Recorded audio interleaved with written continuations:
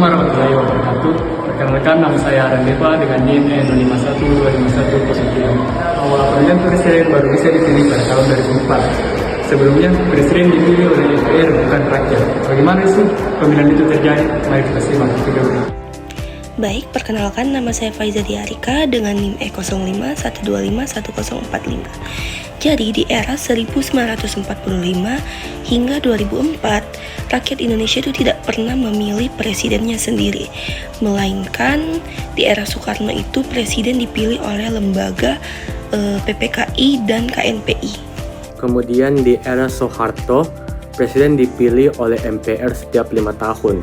Soeharto terpilih 7 kali berturut-turut dikarenakan MPR sewaktu itu dikuasai oleh partai pemerintah.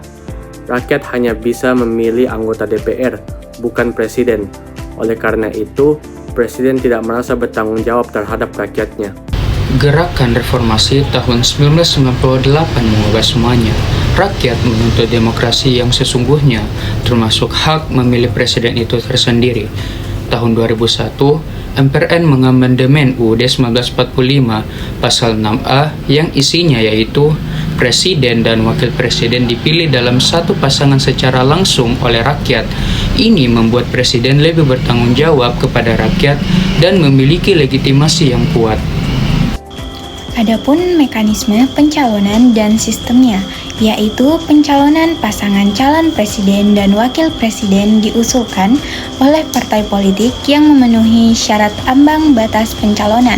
Sedangkan sistem pemilihan, setiap warga negara punya satu suara. Kita memilih pasangan presiden dan wakil presiden sekaligus.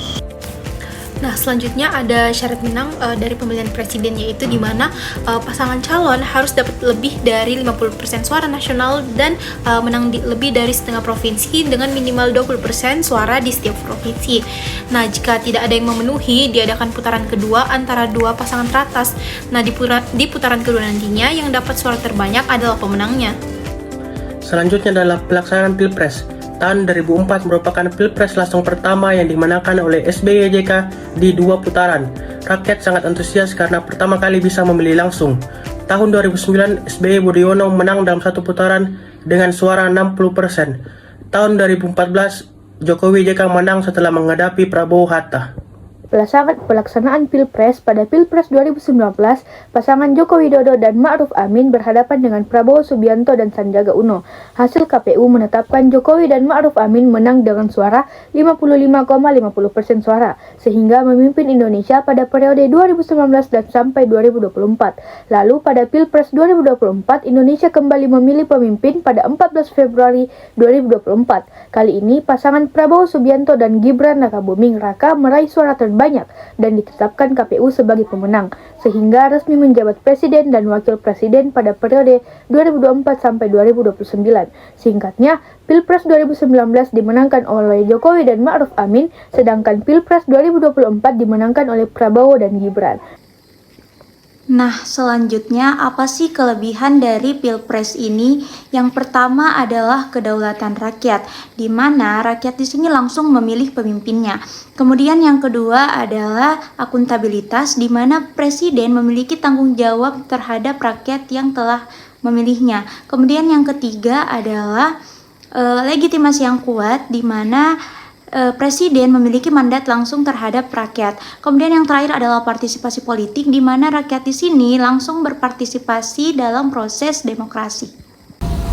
Namun, ada juga tantangannya. Pertama, biaya besar. Kampanye nasional membutuhkan dana yang sangat besar. Kedua, potensi konflik.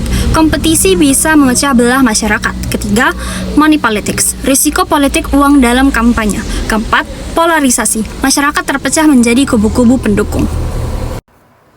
Baik, perkenalkan, nama saya Andi Giska Febrianti dengan NIM B0112510845. Jadi kesimpulannya, Pilpres langsung adalah hasil perjuangan panjang reformasi. Sistem ini memberikan kekuasaan kepada rakyat untuk menentukan masa depan bangsa.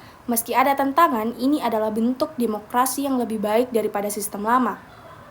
Tugas kita adalah menggunakan hak pilih dengan bijak dan menjaga demokrasi yang sudah diperjuangkan dengan susah payah. Karena ingat, suara Anda menentukan masa depan Indonesia. Terima kasih.